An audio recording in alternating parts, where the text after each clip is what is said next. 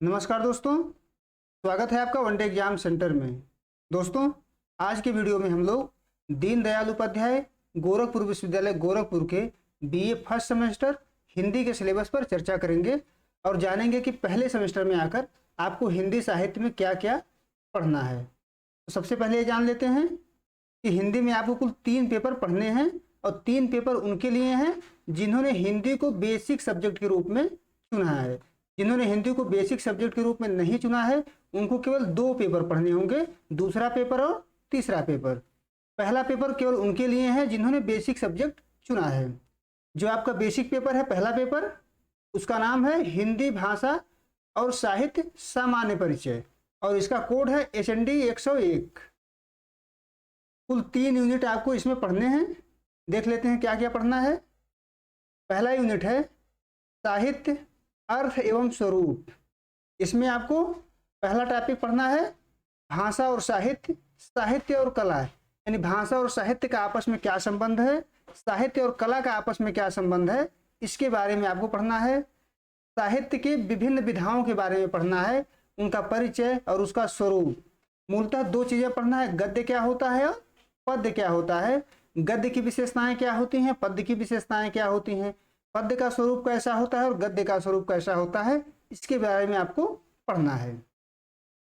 अगला टॉपिक है गद्य की विधाएं। यानी गद्य की जो विभिन्न विधाएं हैं जिसमें आपको निबंध, कहानी, उपन्यास, आलोचना, नाटक, एकांकी और अन्य गद्य विधाओं के बारे में जानना है, उनकी परिभाषा जानना है, उनके तत्वों के बारे में जानना है, उनकी क्या विशेषताएं होती हैं, इनके बारे में जानना है। इसके बाद अगला टॉपिक है आपका पहले यूनिट में काव्य के भेद।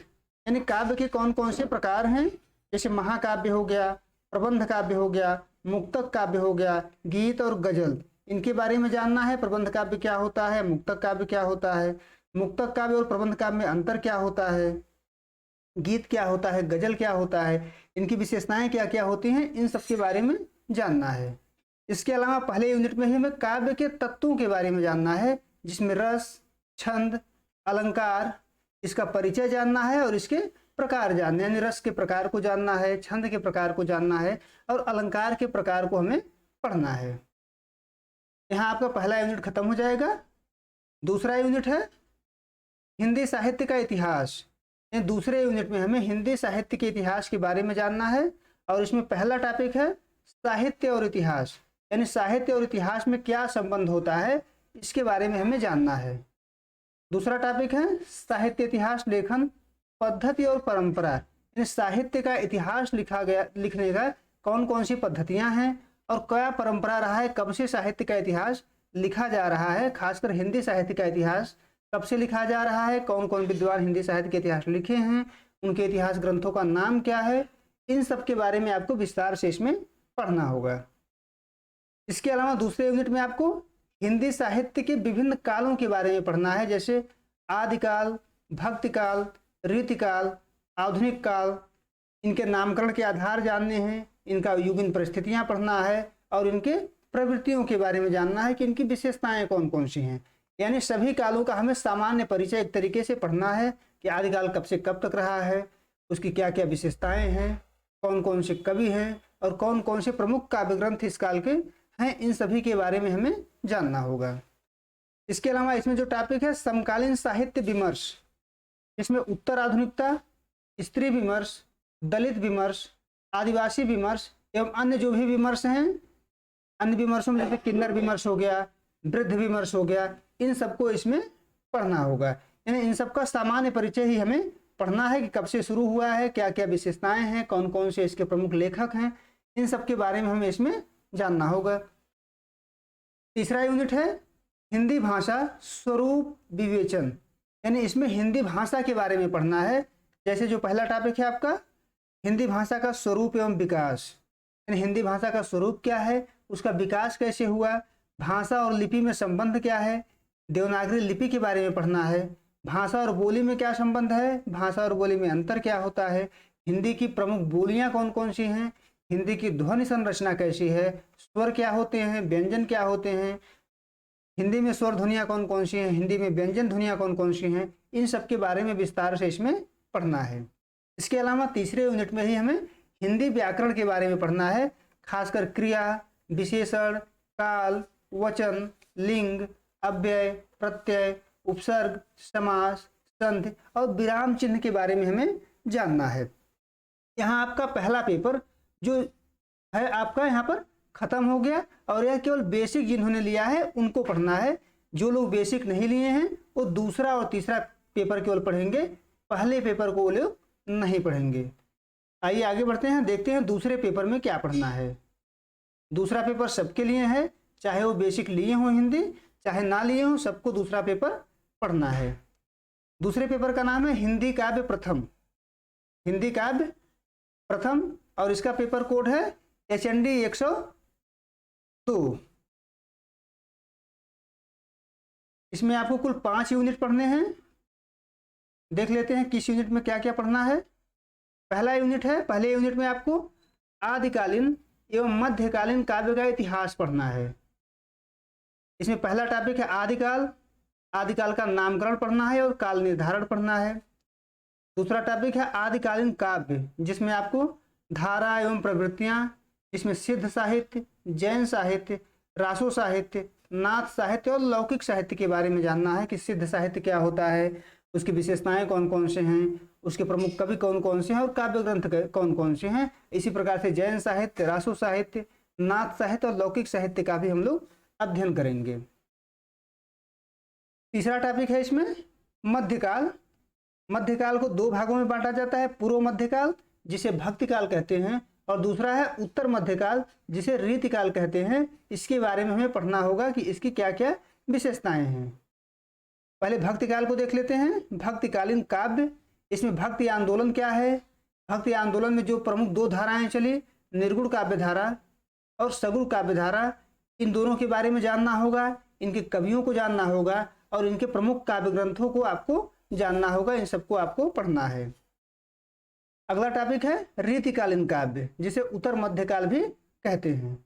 इसकी पृष्ठभूमि पढ़ना है कि क्या कारण है कि रीतिकाल का उद्भव हुआ, रीतिकाल के नामकरण के बारे में पढ़ना है। इसके विभिन्न धाराएं जो है, जैसे रीति सिद्ध काव्य धारा, रीति मुक्त काव्य धारा, रीतिबद्ध काव्य धारा, इन सभी काव्य धाराओं के बारे में पढ़ना है, कवियों के बारे में पढ़ना है और प्रमुख काव्य ग्रंथों के बारे में आपको पढ़ना है। आगे बढ़ते हैं, दूसरा यूनिट देखते हैं। दूसरे यूनिट में आपको आदिकालीन कवि और काव्य के बारे में पढ़ना है, जो आपके सिलेबस में लगे हुए हैं। पहले कवि का नाम है गोरखनाथ। गोरखनाथ का आपके सिलेबस में गोरखबानी लगा हुआ है और जो गोरखबानी ग्रंथ है इसके संपादक है पीताम्बर दत्त बड़थवाल। पीताम्बर दत्त बड़थवाल के द्वारा संपादित किया गया गोरखबानी आपके सिलेबस में लगा हुआ है। इसमें भी 2 चीज आपको पढ़ना है, शबदी पढ़ना है और पद पढ़ना है। शबदी में आपको पूरा नहीं पढ़ना है, केवल शबदी की जो संख्या है, पहला, चौथा, 7वां, 8वां और 16वां, यही पढ़ना है और पद में भी 10वां और 11वां पद आपको पढ़ना है। इसके बाद आपके सिलेबस में अमीर खुसरो लगे हुए हैं। अमीर खुसरो का जो पुस्तक है अमीर खुसरो व्यक्तित्व एवं कृतित्व नाम से है, जिसका संपादन परमानंद पांचाल के द्वारा किया गया है। और अमीर खुसरो का जो किताब है पूरा नहीं पढ़ना है आपको, इसमें भी कव्वाली पढ़ना है आपको और दोहा पढ़ना है। दोहे केवल 5 लगे हुए हैं आपके सिलेबस में और कव्वाली में भी 1 लगा हुआ है और गीत लगा हुआ है 4। दोहे जो लगे हुए हैं आपके सिलेबस में, गोरी सोमे सेज पर लगा हुआ है, खुसरो रैन सुहाग की लगा हुआ है, देख मैं लगा हुआ है, चकवा चकवी लगा हुआ है और सेज सुनी लगा हुआ है। यही 5 दोहे आपको अमीर खुसरो का पढ़ना है। इसके अलावा ये जो सिलेबस में दोनों कवि लगे हुए हैं और जो इनकी रचनाएं लगी हुई हैं, इन रचनाओं से आपको व्याख्या पूछा जा सकता है और इन कवियों की काव्यगत विशेषताएं, इनका महत्व पूछा जा सकता है आपको आलोचना में। यानी आलोचनात्मक प्रश्न जो बनेंगे उसमें काव्य ग्रंथों की विशेषता, इन कवियों की विशेषता आपसे पूछा जा सकता है। आगे बढ़ते हैं, तीसरा यूनिट देखते हैं। तीसरे यूनिट में आपको भक्तिकालीन कवि और काव्य के बारे में पढ़ना है। इसमें पहला नाम है कबीर का और कबीर का जो ग्रंथ लगा हुआ है आपके सिलेबस में उसका नाम है कबीर दास। कबीर दास, इसके संपादक हैं श्याम सुंदर दास। यानी कबीर दास जो ग्रंथ लगा हुआ है इसके संपादक श्याम सुंदर दास हैं। इसमें भी आपको 3 चीज पढ़ना है। साखी पढ़ना है, साखी नहीं, दो चीज पढ़ना है आपको, साखी और पदावली। साखी में आपको गुरुदेव को अंग पढ़ना है, इसमें भी आपको पहला पद, 9वां पद और 11वां पद पढ़ना है।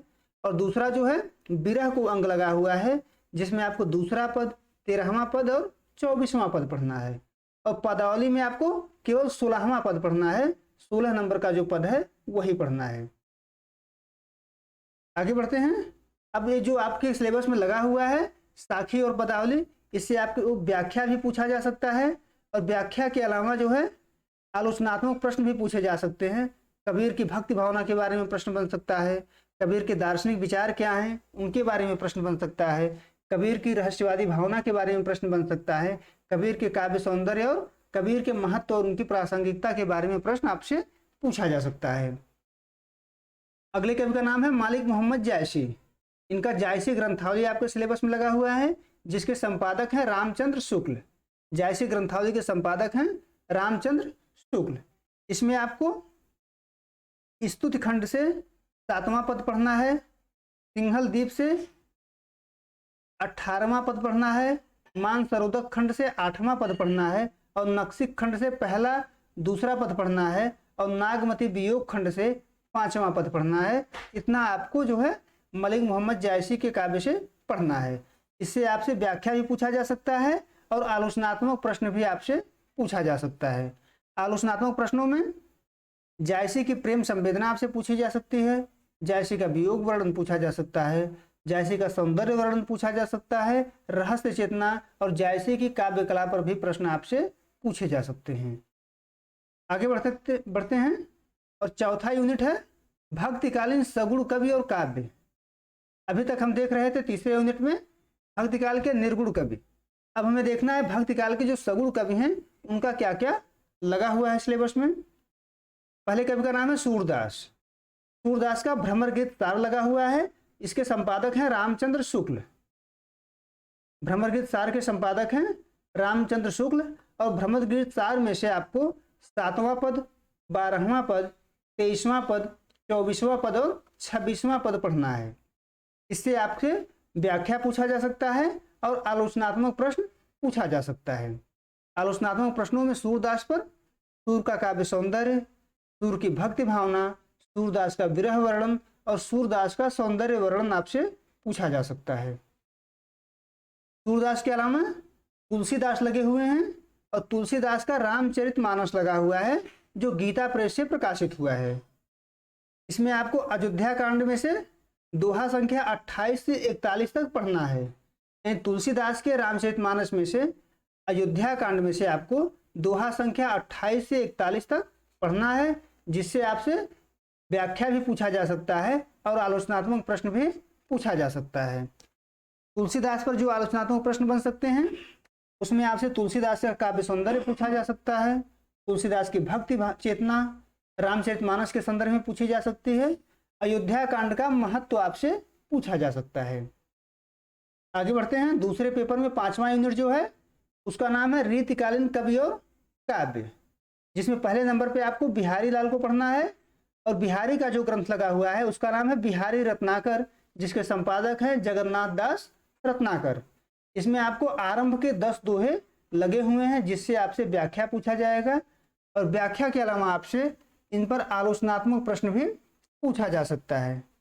आलोचनात्मक प्रश्नों में आपको बिहारी का काव्य सौंदर्य पूछा जा सकता है, श्रृंगार वर्णन पूछा जा सकता है, बिहारी के काव्य में भक्ति पूछा जा सकता है, नीति और श्रृंगार पूछा जा सकता है, बिहारी की बहुज्ञता पूछा जा सकता है। यानी इतने प्रश्न आपसे बिहारी लाल पर पूछे जा सकते हैं। अगले कवि का नाम है घनानंद। घनानंद जो है रीति मुक्त काव्यधारा के कवि हैं, और बिहारी जो है रीति सिद्ध काव्यधारा के कवि थे। घनानंद का लगा हुआ है जो उसका नाम है घनानंद ग्रंथावली, और इसके संपादक हैं विश्वनाथ प्रसाद मिश्र। घनानंद ग्रंथावली आपको पूरा नहीं पढ़ना है, केवल इसमें सुजान हित से पहला, चौथा और 7वां पद आपसे पढ़ना है। इन पदों से जो तीनों पद लगे हुए हैं आपसे व्याख्या पूछा जा सकता है, और व्याख्या के अलावा आलोचनात्मक प्रश्न भी पूछा जा सकता है, जिसमें घनानंद का काव्य सौंदर्य, घनानंद की प्रेम संवेदना, घनानंद का श्रृंगार वर्णन और काव्य कला आपसे पूछा जा सकता है। यहाँ पे आपका दूसरा पेपर समाप्त होता है। अब देखते हैं कि तीसरे पेपर में आपको क्या क्या पढ़ने हैं। तीसरे पेपर का नाम है हिंदी काव्य द्वितीय। हिंदी काव्य द्वितीय और ये कुल 3 क्रेडिट का है और इसका पेपर कोड है HND 103। HND 103। इसमें भी आपको कुल 5 यूनिट पढ़ने हैं। पहला यूनिट देख लेते हैं। पहले यूनिट में आपको आधुनिक काव्य का इतिहास पढ़ना है।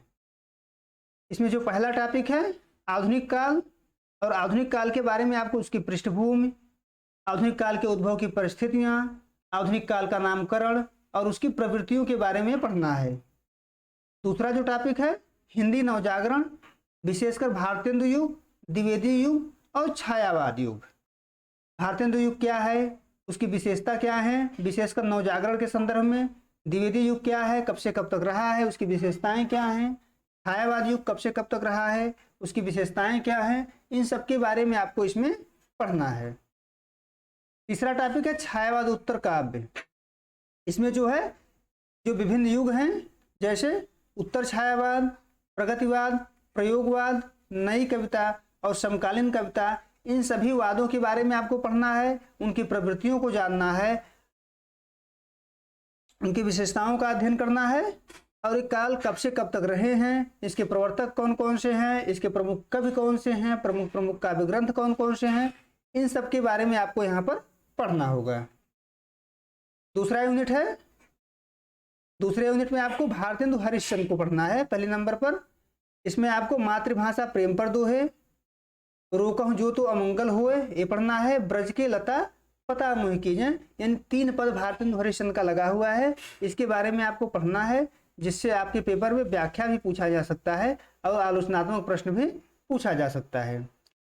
आलोचनात्मक प्रश्न में भारतेंदु के ऊपर आधुनिकता और हिंदी पुनर्जागरण पूछा जा सकता है और भारतेंदु के कविताओं का प्रतिपाद्य पूछा जा सकता है, भाव सौंदर्य और कला सौंदर्य के बारे में भी पूछा जा सकता है। आगे बढ़ते हैं। दूसरे यूनिट में भारतेंदु हरिश्चंद्र के अलावा अयोध्या सिंह उपाध्याय हरिऔध लगे हुए हैं और इनके प्रिय प्रवास का प्रथम सर्ग यहाँ पर लगा हुआ है, जिससे आपको व्याख्या पूछा जाएगा और आलोचनात्मक प्रश्न पूछा जाएगा। आलोचनात्मक प्रश्न में आपसे हरिऔध की काव्यगत विशेषताएं पूछी जाएंगी, प्रिय प्रवास की राधा के बारे में पूछा जा सकता है, प्रिय प्रवास के प्रथम सर्ग का प्रतिपाद्य एवं वैशिष्ट्य आपसे पूछा जा सकता है। आगे बढ़ते हैं, तीसरा यूनिट देखते हैं। तीसरे यूनिट में पहले नंबर पे आपको जयशंकर प्रसाद को पढ़ना है और जयशंकर प्रसाद के कामायनी से आपके सिलेबस में आशा सर्ग और श्रद्धा सर्ग के प्रथम 10 छंद लगे हुए हैं, यानी आशा सर्ग के प्रथम 10 छंद और श्रद्धा सर्ग के प्रथम 10 छंद आपके सिलेबस में लगे हुए हैं, जिससे आपके पेपर में व्याख्या पूछा जाएगा और आलोचनात्मक प्रश्न पूछा जाएगा। आलोचनात्मक प्रश्नों में आपसे छायावाद और जयशंकर प्रसाद, यानी जयशंकर प्रसाद की काव्य में कौन कौन सी छायावादी विशेषता है, इसके बारे में पूछा जाएगा। कामायनी के महाकाव्यत्व के बारे में पूछा जाएगा। जयशंकर प्रसाद या कामायनी के दार्शनिक प्रतिपाद्य के बारे में पूछा जा सकता है और जयशंकर प्रसाद के काव्य सौंदर्य के बारे में आपसे पूछा जा सकता है। इसके बाद आपके सिलेबस में सूर्यकांत त्रिपाठी निराला लगे हुए हैं और इनकी जो कविता लगी हुई है उसका नाम है संध्या सुंदरी, वरदेव, बीड़ा वादनी, तोड़ती पत्थर और राजे ने रखवाले की, यानी आपके सिलेबस में कुल 4 कविता निराला जी की लगी हुई है, जिससे आपके पेपर में व्याख्या पूछा जाएगा और आलोचनात्मक प्रश्न भी पूछा जाएगा। आलोचनात्मक प्रश्नों में छायावाद और निराला पर प्रश्न बन सकते हैं, यानी निराला के काव्य में कौन कौन सी छायावादी विशेषताएं हैं, इस पर प्रश्न पूछा जा सकता है। निराला की काव्यगत विशेषताएं पूछी जा सकती हैं। पठित कविताओं का प्रतिपाद्य और सौंदर्य बोध आपसे पूछा जा सकता है। चौथा यूनिट है।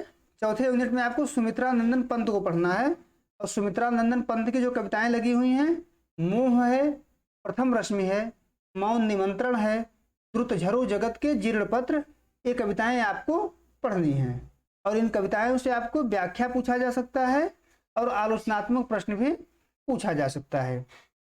आलोचनात्मक प्रश्नों में छायावाद और सुमित्रा नंदन पंत, यानी सुमित्रा नंदन पंत के काव्य में कौन कौन सी छायावादी विशेषताएं हैं, इसके बारे में पूछा जा सकता है। पंत के काव्य सौंदर्य के बारे में पूछा जा सकता है। पठित कविताओं का प्रतिपाद्य पूछा जा सकता है और पंत के काव्य में प्रकृति और सौंदर्य के बारे में आपसे प्रश्न पूछा जा सकता है। इसके अलावा आपके सिलेबस में महादेवी वर्मा लगी हुई हैं और महादेवी वर्मा की कविता जो लगी हुई है आपके सिलेबस में उसका नाम है मैं नीर भरी दुख की बदली, बीन भी हूँ मैं तुम्हारी रागनी भी हूँ, यह मंदिर का दीप इसे नीरो जलने दो और जाग तुझको दूर जाना है। इतनी कविताएं आपके सिलेबस में, कुल 4 कविताएं इनकी भी आपके सिलेबस में लगी हुई हैं, जिससे आपके पेपर में व्याख्या पूछा जाएगा और आलोचनात्मक प्रश्न भी पूछा जा सकता है। आलोचनात्मक प्रश्नों में वही प्रश्न जो सब पे बनते आ रहे हैं, यानी महादेवी वर्मा के काव्य में छायावादी की कौन कौन सी विशेषताएं हैं, महादेवी वर्मा का काव्य सौंदर्य और पठित कविताओं का प्रतिपाद, महादेवी वर्मा के काव्य में वेदना कैसी है और रहस्यानुभूति कैसी है, इन सब के बारे में आपसे प्रश्न पूछा जा सकता है। तीसरे पेपर का 5वां और अंतिम यूनिट है। इसमें लगे हुए हैं पहले नंबर पर सच्चिदानंद हीरानंद वात्स्यायन अज्ञेय, और इनका जो कविता लगा हुआ है अच्छा खंडित सत्य, नदी के द्वीप और साम्राज्ञी का नैवेद्य दान। इन 3 कविता आपका इसमें लगा हुआ है, जिससे आपके पेपर में व्याख्या पूछा जाएगा और आलोचनात्मक प्रश्न पूछा जाएगा। आलोचनात्मक प्रश्नों में अज्ञेय के काव्य में प्रयोगवाद की कौन कौन सी विशेषताएं हैं इसके बारे में पूछा जाएगा। अज्ञेय की काव्यगत विशेषताओं के बारे में पूछा जा सकता है। पठित कविताओं का प्रतिपाद्य और वैशिष्ट्य आपसे पूछा जा सकता है। इसके अलावा 5वें यूनिट में आपको गजानन माधव मुक्तिबोध को पढ़ना है और इनकी कविता आपको इस सिलेबस में जो लगा हुआ है, विचार आते हैं, भूल गलती और मुझे कदम कदम पर चौराहे मिलते हैं, इसके बारे में आपको पढ़ना है। आपसे इस पर व्याख्या पूछा जा सकता है और आलोचनात्मक प्रश्न भी पूछा जा सकता है। आलोचनात्मक प्रश्नों में मुक्तिबोध की काव्य संवेदना, मुक्तिबोध की जनपक्षधरता और शिल्प विधान के बारे में आपसे पूछा जा सकता है। यहाँ पे आपका तीसरा पेपर समाप्त हो जाता है। यानी अगर आप प्रथम सेमेस्टर में हैं तो हिंदी के कुल 3 पेपर आपको देने हैं और 3 पेपर तब देने हैं जब आप हिंदी को एक बेसिक सब्जेक्ट के रूप में लिए हों। अगर आपने हिंदी को बेसिक के रूप में नहीं चुना है तो आपको केवल दूसरा और तीसरा पेपर ही देना होगा, पहला पेपर नहीं देना होगा।